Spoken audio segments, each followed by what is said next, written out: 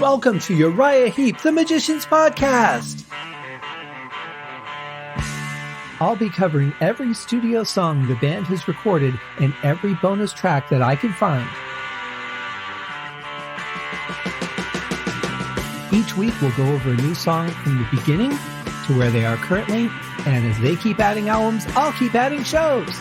Let the deep dive party begin.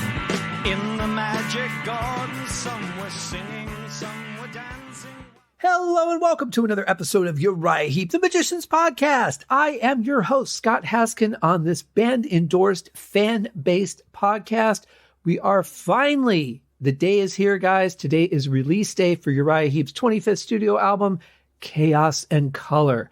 Man, it has been a long haul waiting for this one, but as Ace talked about on his podcast, if you guys check that out, he talked about how long the process for cutting vinyl is taking. And the bands, they're not going to release the digital version and the CD version and then 6 months later release the vinyl. They're going to do the whole package at the same time. It only makes sense to do it that way. But unfortunately, doing it that way causes a long backlog. It does give the band and the record company time to, gear up to the release, to do, promotions, announcements, all kinds of stuff, but it doesn't put the album out any faster. And during the pandemic, of course, so many people were recording because they weren't out on the road. A lot of them were writing and recording. A lot more people were recording at home because they'd been laid off.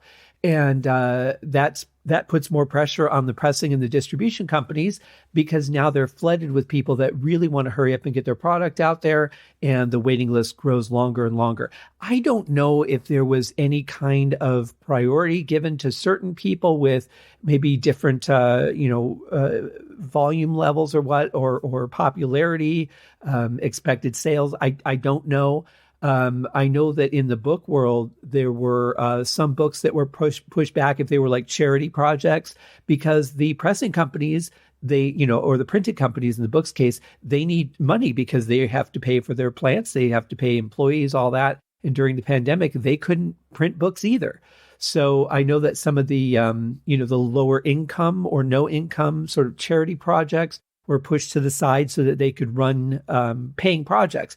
Again, all understandable, but it's unfortunate the things that suffer during times like this. But the album is out in its various forms. Now, I don't have my copy yet. According to Amazon, I wasn't going to get it until somewhere between February 9th and February 10th. And I didn't want to wait that long to do the shows. That seemed really silly to me. So I had to then purchase the digital album. But the digital album only has the CD version. So here's how it lays out. The vinyl has 9 songs, the CD has 10 songs, and the deluxe edition CD has 11 songs. The 11th song being the demo version of the song we're covering today, Save Me Tonight, which was the first single. And full disclosure, I have not heard the song yet. I wanted everything I do on the podcast for this album to be a first listen. So here's as much as I've heard, about 2 seconds of the song. I just set the volume level for the podcast, so I heard just a tiny, tiny snippet. And when I went to grab the link to put in the on the pages that I tweet out on and on the Facebook page, I heard about a split second of just the intro as I was grabbing the link. So other than that, I've not heard the song, don't know anything about it. Couldn't even really tell the sound quality based on just that little tiny section that I heard, the sliver really. But since I mentioned the Twitter account will be closing as of February 1st. All my Twitter accounts are closing. It's not a political thing. I spend a lot of time on various social media putting things out. And honestly, Twitter is just not a great return on the investment that I put into it. So I'm getting rid of all those accounts. It's a really annoying place to be. I found that Twitter is just a cesspool of people who are living in their mom's basement with very dim light. And while there's some good things that come of it, there's a lot of nastiness. And you know what? I'd rather just be a happy person than sit here and argue with people who have nothing better to do than argue points that don't matter other than stroking their own ego. So for those two reasons, I'm closing all of the Twitter accounts. However, the Facebook group, the Instagram, and of course, my website, those will stay, as will the cost of the show. So anyone who wants to, the Patreon is also closing because I'm not giving consistent content. It's not right for me to collect a monthly fee because I'm not giving anything new. However, anyone who wants to make a donation, you can do that through PayPal. If you go to my website, scotthaskin.com, go to the Uriah Heep page down at the bottom. There's a link for that. Or contact me if you have another method like Venmo, Zelle, or whatever. The costs of the show are going to be ongoing, whether there are new episodes or not. So anyone that would like to contribute to that, that is certainly more than welcome. Elkie, I got your donation today. Thank you very much for that. And I still have to respond to your last email. I'll be doing that today as well, before or after you hear the show. I don't know. So that's, I think, all the updates. So I am going to be doing an episode on Ken Hensley coming up on my other show, the Haskincast podcast. I've been talking to Steve Weltman, Ken's manager of his career and his catalog, and also Cherry Red Records, who is releasing a multi-CD box set of some of Ken's music. Interestingly, I have two versions of Cold Autumn Sunday, which is one of my favorite songs from Ken's solo career. And there is a version on this box set that I had not heard. So now I have three versions of Cold Autumn Sunday. So at some point soon, I will be covering that. The CD set is due to be released towards the end of February. You could go to Cherry Red Records and see it in their catalog. I will, but keep an eye out for that. I'll be covering it. Probably won't convert that over to the Heap podcast because it's not a Heap project. It's Heap family related. So since it's not like a direct Heap interview, there are some Heap songs on there, but I think they're just the standard album versions. I haven't gone through the whole thing yet. I haven't had a chance, but I think they're just the same, like Circle of Hands, I think is from Demons and Wizards. I don't think it's like an alternate version or anything I haven't heard. But I'll know more when I get through the whole thing. So keep an eye out for that on my other podcast, the Haskincast podcast, which you can also find on the website, www.scotthaskin.com. Link in the show notes. It's all there for you, folks. So let's talk about Chaos and Color. The first thing that comes to mind when I see this is what a vibrant and beautiful album cover. I mean, it is just the colors are just shouting out at me. And I don't know whose head that is on the cover. Again, I don't have my CD, my deluxe CD yet, so I don't have any documentation on this. Tried to do a little bit of internet research, and really there's not much out there because the album is just coming out today. So unfortunately, my hands are tied a little bit. I know that there's a couple of colors of vinyl that are available. There's the standard CD, the deluxe CD, which is the one that I've ordered because, of course, it has the bonus track on it. But management was nice enough to forward me a copy of that since I have that CD on the way so that I could get the podcast going. Thank you very much. And so that the album cover, I'm only seeing pictures of it on the internet, but it is absolutely gorgeous. It kind of reminds me of, you would only have like a pink or a blue, but it kind of reminds me of like those gender reveal videos where people are like, hey, we're having a baby. We don't want to tell you what it is. We have to be really dramatic nowadays and, just put things into the air that we don't need to. So we're going to set off a little bomb and that will put powder into the air that we're all going to breathe in, and it will tell you what color our baby is. It kind of reminds me of that because it's like an explosion of powder. Absolutely beautifully done. I'm going to speculate for the moment that is Russell Gilbrook's head because it looks very much like Russell. I don't know if it is. I have no documentation, but I'm going to guess that it is Russell. It looks like him, but I'll find out at some point and I'll let you guys know.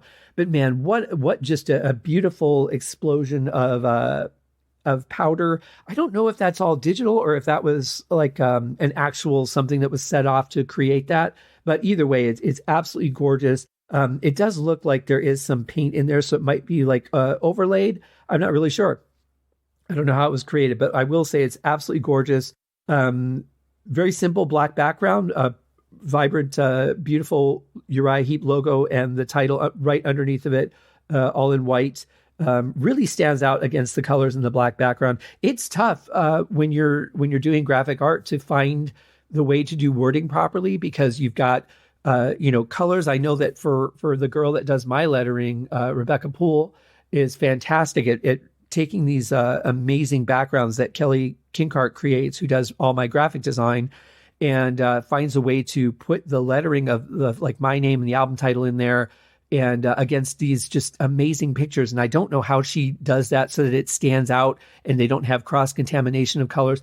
It's a real art form. This is actually much more simple because the black background, which really makes the colors stand out more, really just, gave plenty of space for the logo to be in there without encroaching on anything. Just the middle of like the N and the C for color, just touches on that pink just a little bit, maybe the H for heap, just on the very edge.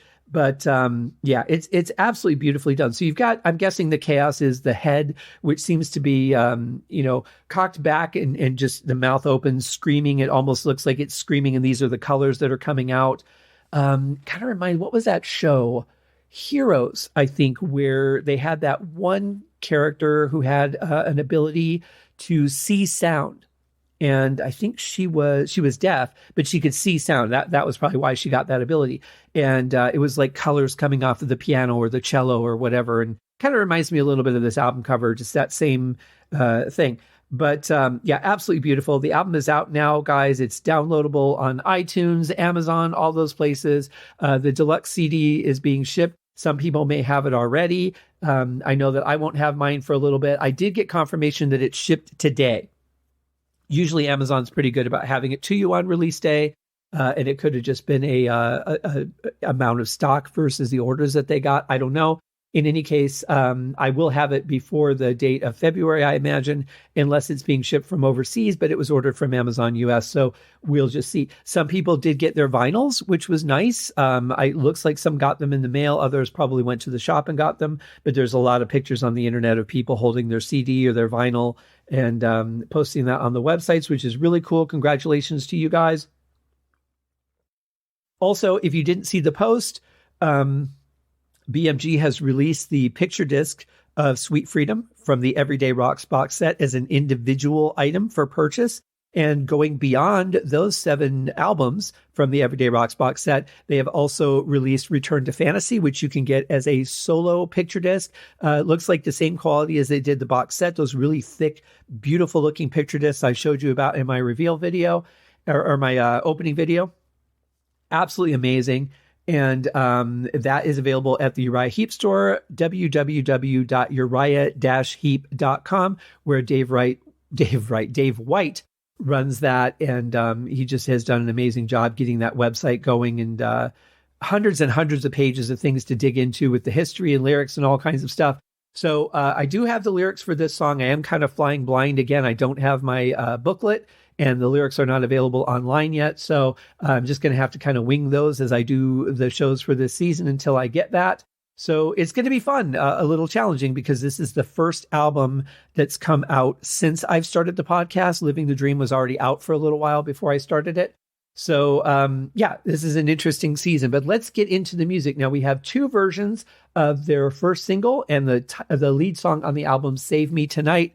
Again, first time hearing, so this should be a lot of fun. We're going to do the standard release first, and then we're going to go in and talk about the bonus track, which is actually a demo, and we'll hear what that's all about, how many differences there are. If it's a demo, I'm expecting it's going to be a different, quite a different version of the song. Otherwise, if it's just another mix, they don't really seem to be doing that anymore like they were in the old days when, a lot of the bonus tracks on the deluxe editions were just different mixes of the same song or radio edits, which for me are just kind of a cash grab. It makes it look like you're getting a lot more content than you really are. I don't know anybody that's like, oh, I really want to hear the radio edit of this song. And that was something that record companies used to do. Right now, it looks like, what we had on Living the Dream and this album, Chaos and Color, like we're actually getting bonus tracks that have value to them. So we're going to see if I'm right about that when we get to it. But first, let's check out the studio version. Here is the first song and first single off of Chaos and Color by Uriah Heep, Save Me Tonight.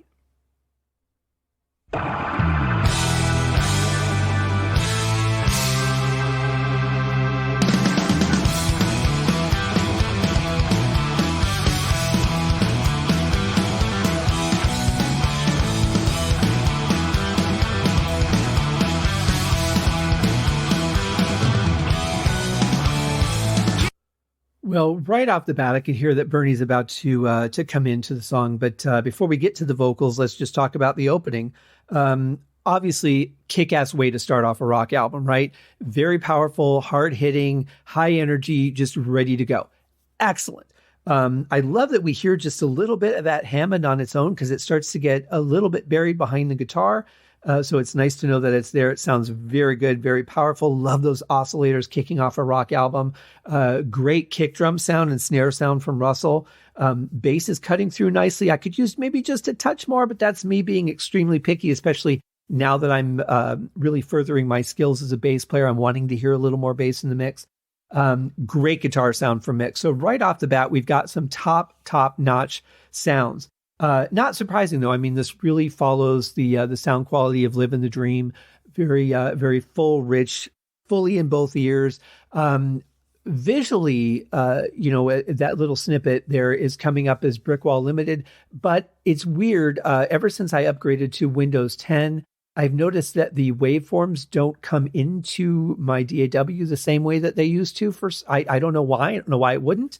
But in any case, it looks very Brickwall Limited, but I don't want to say that it is because that just could be misrepresented visually in my system. So just be aware of that. I would say from a sonic sound point, it probably is. It sounds very much like it's peaked, but I could be wrong. I've heard that before and seen it not be. So I don't want to say for sure that it is, but I'll speculate that it probably is. I know that Livin' the Dream was, so I'm going to say this probably was too. We've got the same producer, Jay Rushton. This was actually it was recorded in Europe, but it was mixed in LA. And I know that they were sending mixes and notes back and forth to each other. So that must have been a fun process. Probably weird for Mick not to be there, kind of overseeing or being present during some of that. But in any case, I mean, you can leave your mix with a guy like Jay and feel perfectly confident that you're going to get a great sounding album. I wouldn't have worried about it, but I think there's that control part of me. And I don't really know if Mick's the same way, but I probably would have wanted to have been there or be like, can you just twist that knob just a skosh? So I felt like I was doing something, but seriously, Jay is such a great producer and you got a great engineer on it. So I wouldn't have worried.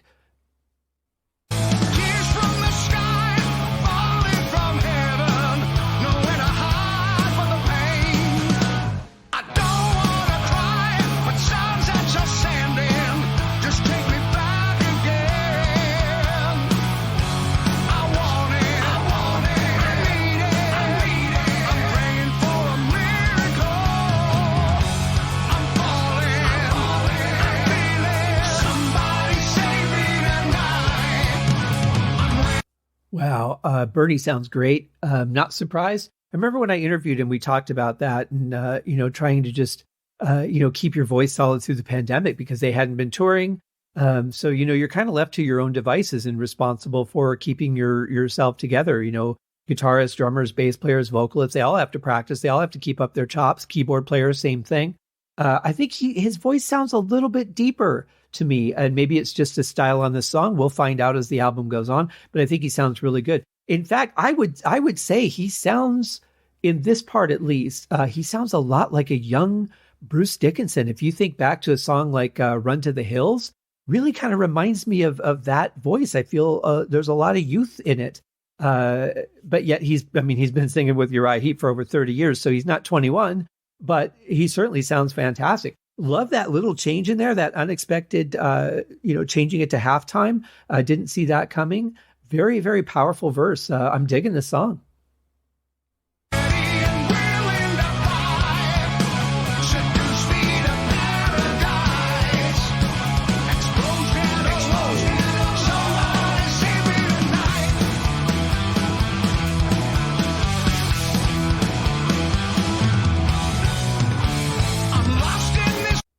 Yeah, really, really cool. I love the back to the pickup and tempo there. That's a great little section going back into the verse. Really energetic and dynamic. Very cool. Mick's guitar sounds fantastic on this. Everybody's just so tight and smooth together. I love that. I don't know what it took to get to that point because they had been playing some shows, I think, in between doing some sessions. So they were kind of getting back there. onto the stage a little bit and working together, which was nice. But man, going so long without playing together, and then okay, we're going to record an album, and it's going to be kind of intense. There's a lot of intensity to this, and we really have to be tight together. After not playing together for so long, it's really interesting. I mean, you'd think that it's like, well, I know how to play music, and you just go in and do it. But it does take a minute, to get some of that back. I don't know where in the line of, the order of songs that they recorded, where the song fell. Might have been the first one, might have been the last, somewhere in between. I have no idea. But they definitely sound very, very much together as a band, as if they never had any separation at all, which I love. There's definitely a unity here. Love the vocal layering. As always, Bernie sounds great when he's layering with himself. Really cool. Really cool. Good song. Kick-ass opener. I'm bound by delusion, but now I'm finding my way. I just wanna scream through all this confusion, so tired of losing this game. I want it, I need it, I'm praying for a miracle.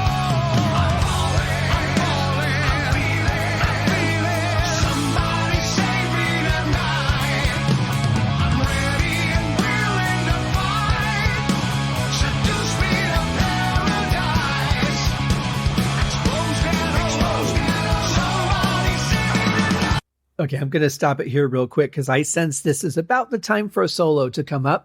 So, a really cool second verse. I love that extended chorus there. That was nice. A lot of power. I'm feeling a lot of emotion coming from Bernie, which, as I said before, it always amazes me when you're not the one that writes the story, for you to be able to come in and tell the story as if you're living it, as if it's your story, and you feel every fiber, every syllable, every letter.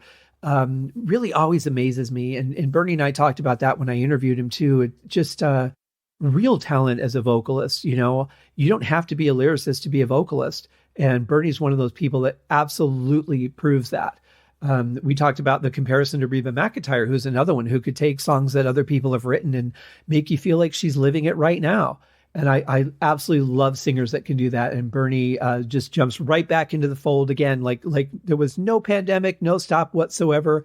This freight train of Uriah Heep has just been rolling, and I love it. Very curious to see where this goes in the solo section. I could be wrong, maybe it's not, but I'm pretty sure that's what we're going to hit next. So let's check it out.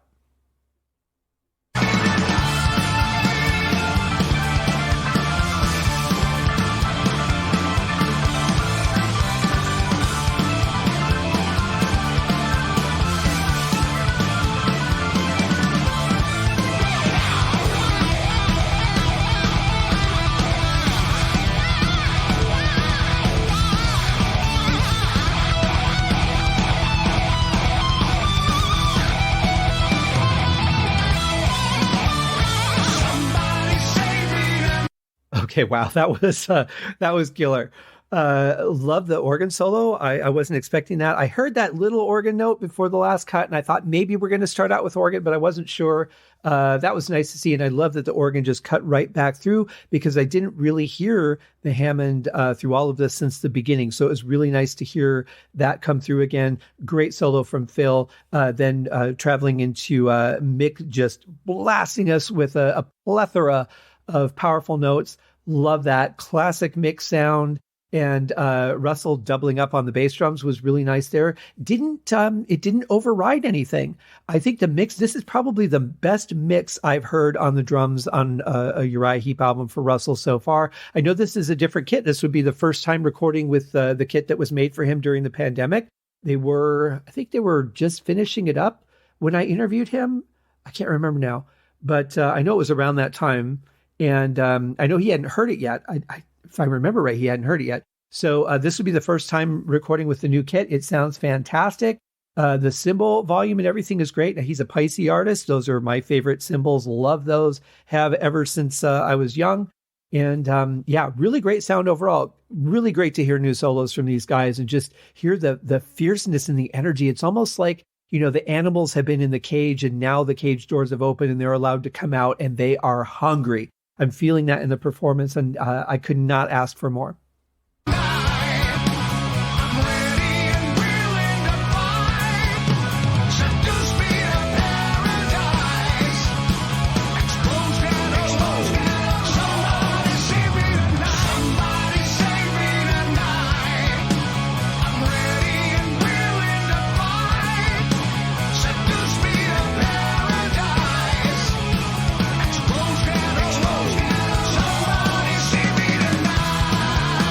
This is so catchy. Just that little da da da da da da da in between the lines.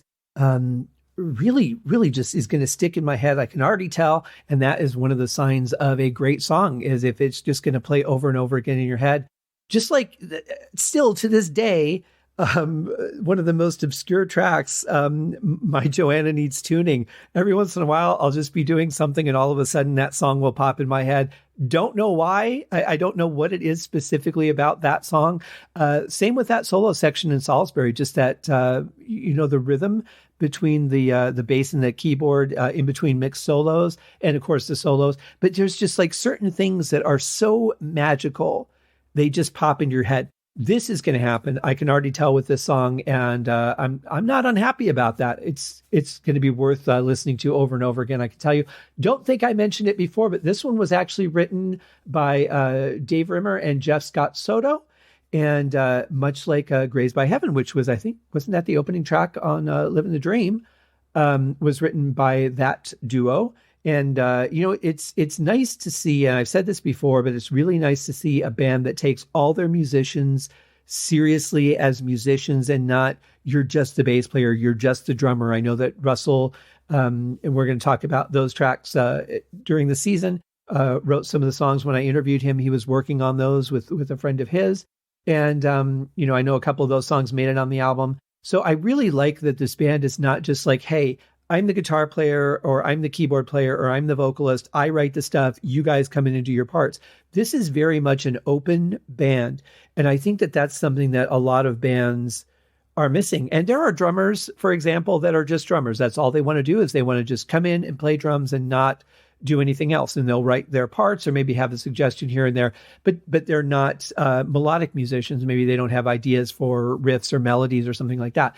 But I think there are so many people that are multi-talented, and I know that they get shut down a lot. That used to happen to me in bands too. I would come to the bands with ideas, and they'd be like, "Hey, that's great," and throw the paper on the shelf and say, "Okay, so what are we going to rehearse again?" It's really, really depressing as a musician. So I love that Mick and Phil, who write the majority of the songs, aren't like, we have to write everything. It's like, we want everyone's ideas. They're very open. They're open to outside influences, like Jeff Scott Soto. He's a fantastic musician, but to not say, well, they have to all be only members of Uriah Heep that write the songs. I love that they're so open to that, because that brings freshness and, new perspectives and things to the band. Now, I'm going to speculate, and again, I have not heard the demo version of this yet. I'm going to speculate, though, that whatever comes into the band from the outside, the band says, okay, we like this song. We think it's a potential Heep song. Let's Heapify it. And then, Mick's going to put his signature on it, and Phil's going to put his signature on it, and Bernie with the way that he sings it. So I would guess that whatever comes into the band probably gets touched up a little bit to make it more of a band song than the original idea, maybe. I'm speculating, but that would not be unreasonable to me if that happens. But I just love the fact that they're so open to everybody contributing to the writing, not just on their instrument, using outside influences for some of the songs. I think that's super cool.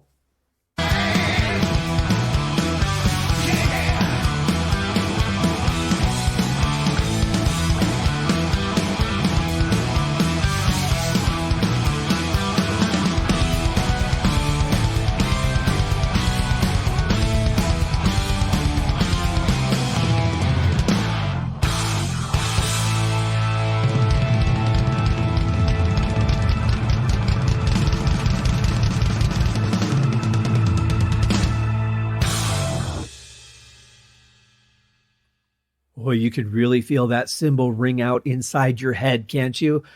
Blistering ending, some great playing there by Russell. And killer song. Love that concert ending for the opening track. Really kind of makes me feel like a concert just started, and this is the way that they're kicking off the show. I would be shocked if they don't come out opening shows with this track. I really would, because I think it's a great concert opener. It's a struggle, because a lot of times bands will, they play songs that so they come out and something's familiar, which is a great way to start a show. But man, when you've got a song this good that ends like that starts like that has that energy in it, I think this would be a kick-ass show opener, even for first time touring this album. So and congrats! I'm so glad that the band finally got to do their 50th anniversary shows that they had been planning. Although it was 52 and a half years before they got to do it. Glad that they were able to bring that to fruition. Of course, they weren't able to play any songs off the new album. They were keeping everything to everything from Living the Dream and previous. But absolutely killer. I'm really glad they got to do that. So the current status, from what I've surmised, Russell had posted that if you're looking for someone to record drum tracks, he's interested, and you can reach out to him for those. And he said for the next 6 months, I know that Davey is doing a project. Mick looks like he's involved with that too. I have very little information on that, but it looks like the band's kind of on hiatus for a while, because they were talking about a 6-month time period. So it's a little strange to me that, you just come out with a new album and you're not out there supporting it, but for whatever reason, maybe they're putting bigger tours together. I don't know all of the behind the scenes stuff or what goes into that. There may be some COVID issues. I know that a lot of European bands still aren't coming over here to the States. I don't know if that's a COVID issue, a touring issue, an expense issue. Like, I really don't know why. All I know is that I have not seen any dates booked. I know I was really hoping for an early 2023, even a shorter North American tour or something, but there's nothing. And if they're doing other projects for 6 months, I'm guessing it's going to be a while, maybe not even this year. I'm going to keep my fingers crossed, though, because I'm very much hoping to get to see the band again, especially if they're continuing to be at the top of their game like they are with this song. Man, I'm already itching to see it live. I can't imagine how kick-ass that's going to be. So that was the song, guys. Really, really impressive. I could not like this song more. I really couldn't. Everybody's performing great. I couldn't hear as much of the bass line as I would like to through the song.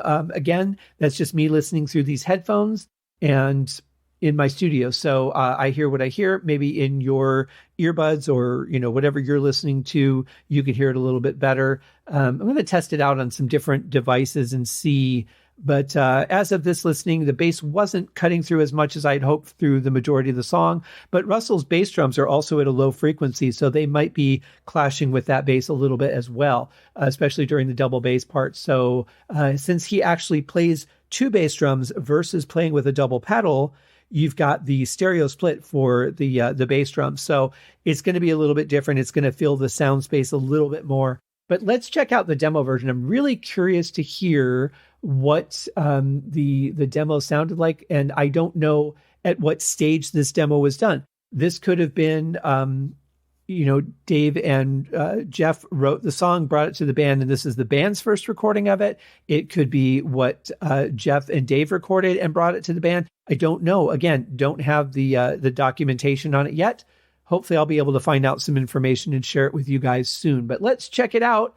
That's what's most important is what we hear as opposed to the backstory or whatever bullshit. Let's check it out.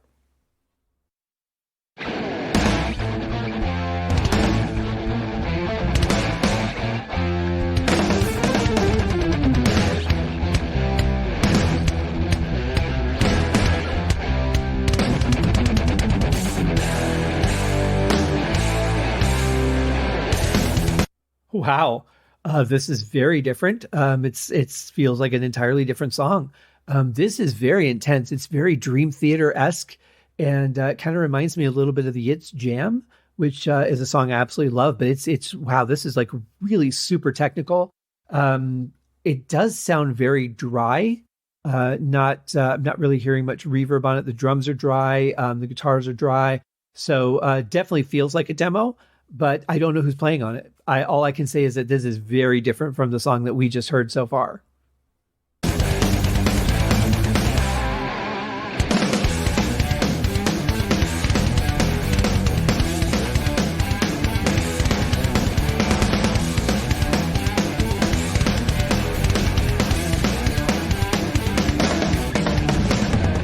Okay, so it's starting to sound a little bit more like the song that we just heard, but wow, what a difference. And the drums are so aggressive. This feels a little over Russell's style. He's a pretty vibrant drummer. He does a lot of stuff. He's very active. but this doesn't quite feel like what I would hear from him. So I don't know if this is a different drummer or if this is just a really completely different direction for the song. I'll be curious to see what I can find out about it. But wow, this is quite different.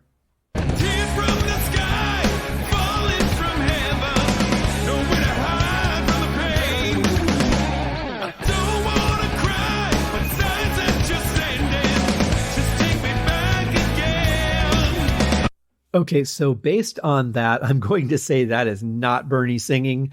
I'm not sure who that is. I don't know if Jeff sings, so that could be him. Not sure. Could even be Davey. I'm not sure.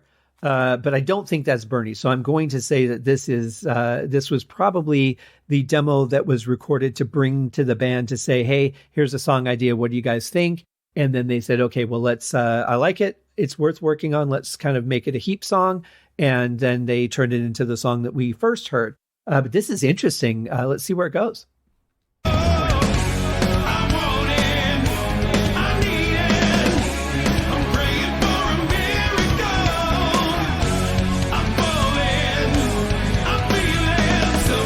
So one thing that I noticed is where Bernie was actually doing those backing vocals, what they're doing here is they're relying on a delay to make those happen. So what that does is that takes and replicates the audio signal much quieter. The effect is not typically as loud, and it's delayed a certain time frame so that it fits in with the rhythm.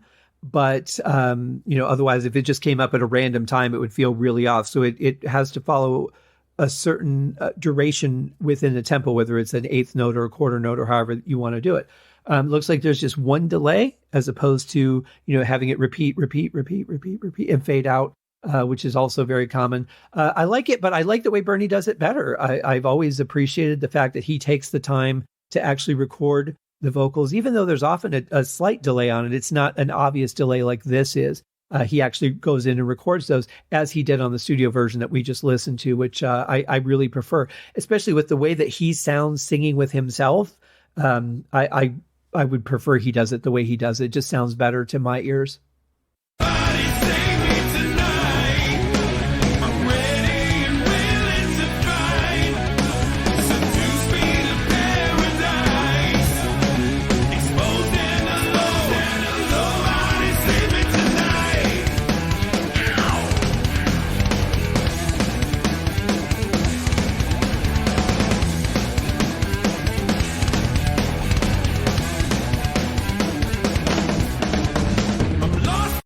Yeah, it has just a different intensity.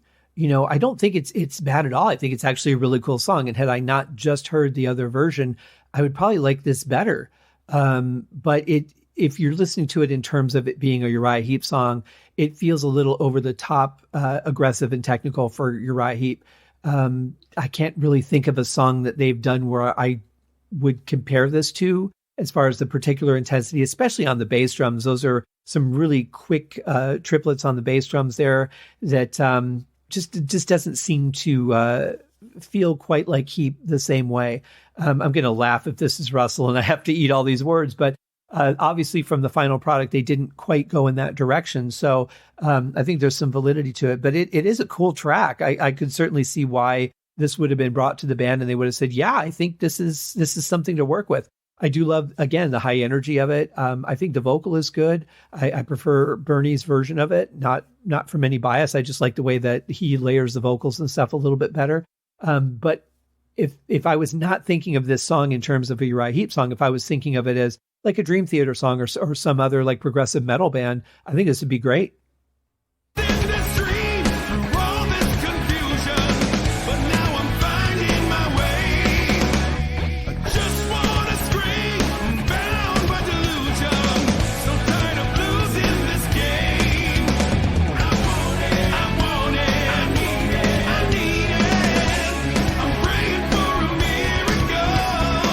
Okay, that's cool. So he put in the same style that Bernie did with actually singing it instead of depending on the delay to carry that. So that's nice. I like that they changed that up. And in that case, it's kind of cool that they did the delay the first time because that gives this to be a little bit of a change in something that's interesting to listen to and not just a repeat of the previous part.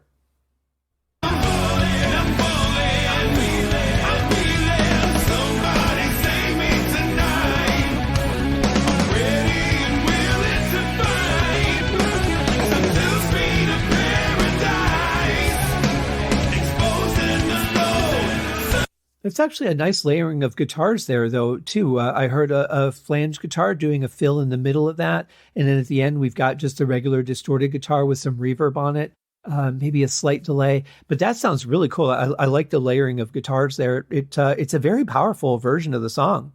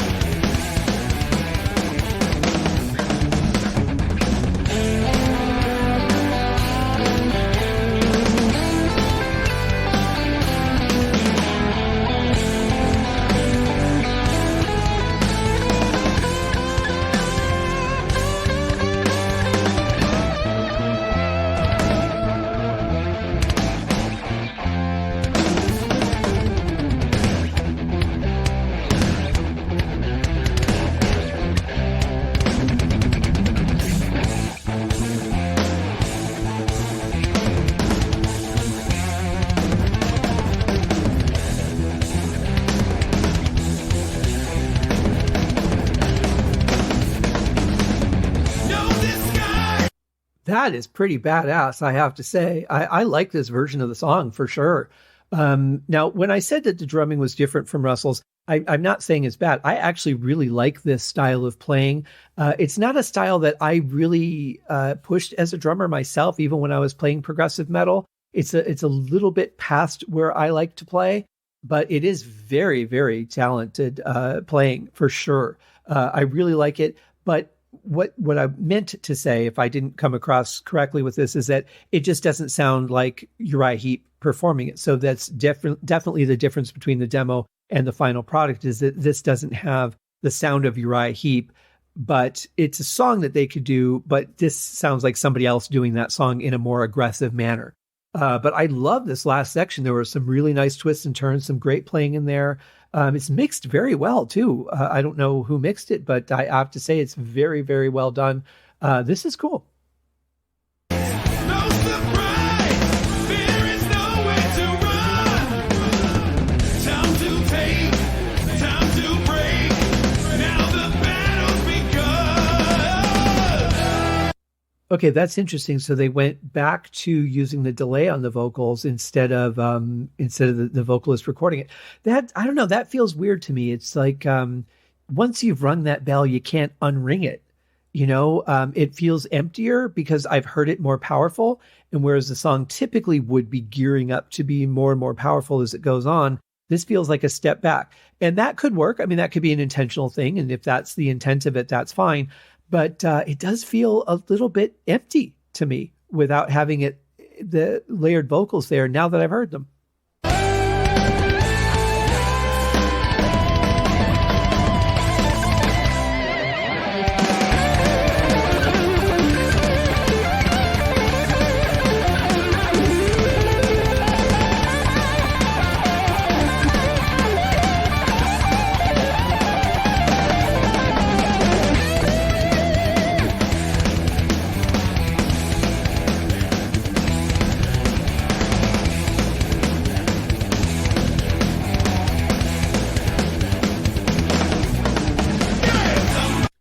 It's a very energetic solo, isn't it? Not really sure I'd like that as much. And it kind of just ended in the middle of this big open space. So I like what Heap did with it, putting the keyboard solo first and then the guitar solo in there and really taking that whole section and giving us something interesting to listen to. Sometimes it's nice to just hear the rhythm of the song before we head into like a final verse or a final chorus.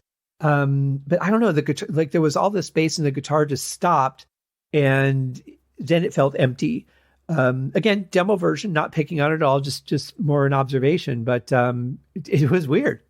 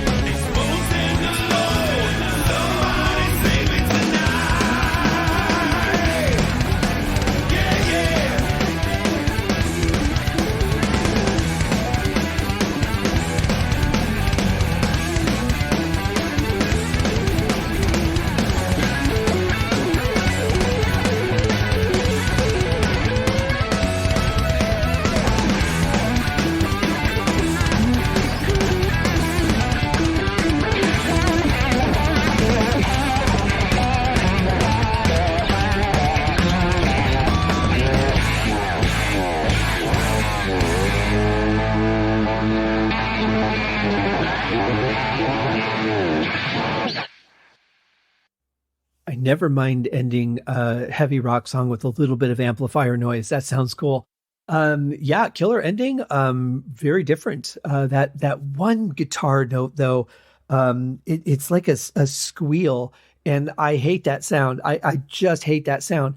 I remember when Steve Morse first joined Deep Purple, and there was a song on Perpendicular where he did that, it very intentionally as part of the sound. And I thought, man, I'm kind of worried I'm not going to like this. It grew on me eventually, but that one, just that kind of sound just really cuts through my ears like a flute. Like if a flute is being played at a frequency and it's not EQ'd properly, it just kind of pierces my eardrum. And this doesn't quite pierce it, but it gets like right there. But apart from that, that's a killer version of the song. I like that song. I think as a standalone song, I think it's fantastic. And then I really love what Heep did to it to, make it their own. I love that they put this as an opening track. I think it's a killer way to start an album.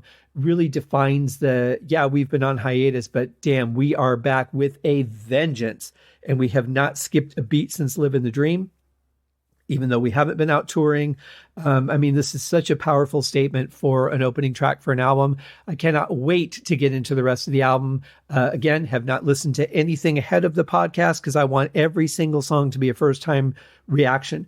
Now, I don't know what all the bonuses are with the different versions of it. It looks like the album might come with the patch as well. I'm not sure, but I can say that the deluxe CD is supposed to come with the patch and a hardcover booklet. So I'll be interested to see what that's all about. I was hoping, and I don't know that this isn't the case yet, so don't write me about this, but I'm hoping that there is a behind the scenes documentary like there have been for the last two albums. I really love those. I love the idea of being a part of the making of the album, even as an observer. It's really cool to see their moods, their attitudes, how much they love working together, if they're tired after a long day. Like, I love the realism of that. So I'll be curious to see. A lot of times with the digipacks, there is some digital content. So my fingers are crossed, although I've not seen it documented anywhere that there is any digital content. So as far as I know, the only bonuses are the hardcover book and the bonus track. So I'm keeping my fingers crossed, though, because they have done it for the last two albums. So we'll see. But there are a plethora of places that you can buy the album if you don't have it already or you don't have it on the way, besides your local record shop, which I'm hoping will have at least CD copies, if not the vinyl. Whether they have the deluxe or not, I don't know. If you're wondering if you're looking at a deluxe or standard CD version, the difference is the standard CD has 10 songs. The deluxe CD has 11 songs and a hardcover booklet. So I would think there would be a huge visual difference between the two. The difference being, if it is the deluxe CD, it will have the bonus track of Save Me Tonight demo as the very last song, the 11th track. So that's how you know what you're getting. To me, I don't know why you would buy the standard CD. Just, pony up the extra couple of bucks and get the deluxe. It's not that much more, and you're getting more stuff with it. So if you're a fan, I don't know why you wouldn't get that. Now, if you're getting the digital download, I get it, because the deluxe is not available in digital. Only the standard as of right now. Whether that'll ever change, I don't know. I know some of the deluxe reissue CDs are available on iTunes, but not the whole catalog. Most of them are out of print, and there's only a handful of those that were left the last time I checked on iTunes. So I don't know what will happen to this down the road. I don't think the Livin' the Dream Deluxe has become available in any other way but physical. So maybe it won't. I don't know. I would just get, if that's what you want, I would just go for it now. Why wait? Because you're probably going to get it anyway. So that would be my suggestion. However, if you're a vinyl collector, you're only going to get 9 songs. So there's that to contend with. But you're going to have it on vinyl. And I know that they've done a couple of different colors, which is really cool. And that's not surprising. I mean, I'm sure that they would have loved to have done all kinds of different colors, at least all the colors matching the album cover. But, as I said before, getting things pressed is already a challenge. So there's going to be certain limitations on that. So very cool, though. Great song. Great way to start the album. Cannot wait to dig in. I hope you guys all have a fantastic weekend. I will be back next week with continuing episodes from the new album, Chaos in Color. And it is, by the way, COLOUR. I don't know in England. I'm guessing that's how they say it in England or how it's written in England. I think of that as like a French spelling with the U in it. So I'm not sure what's behind that. But in any case, I care about the music, and that's what we talk about on the show. So you guys have a great weekend, and I'll see you back on Monday with another episode of the Magicians Podcast. Cheers. Wait. Hold on. Wait a minute. I have answers. Dave Rimmer just responded to my inquiry about the demo version of the song. And from what he said, and it is in the actual liner notes of the CD, he sent me a picture since I don't have it yet. He said that it is Jeff Scott Soto on vocals, who of course was the co-writer of the song, Richie Faulkner from Judas Priest on guitar, and Bruno Agra on drums. Absolutely amazing drummer and an old friend of Dave's. So that answers the question of who played on the demo version. Clearly it was not Bernie on vocals. I'm glad I wasn't wrong on that. He wasn't using some kind of different voice, but that solves that. So anyway, cheers.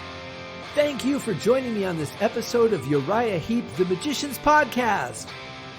If you have enjoyed this show, please consider going over to Apple Podcasts or your favorite podcast outlet, leaving a rating or a review. Be sure to subscribe to make sure that you are notified when new episodes are available. Please be sure to share this podcast with your fellow Uriah Heep enthusiasts and anyone who you think would like Uriah Heep, which should be everyone. And if you are so inclined, please feel free to contribute to the Patreon account. And if you are not a Patreon subscriber, you can also pay through the PayPal link on the website listed in the show links below. I would also like to thank Uriah Heep for their very generous support of the show, and thank you guys for listening. We'll see you in the next episode. Happy days!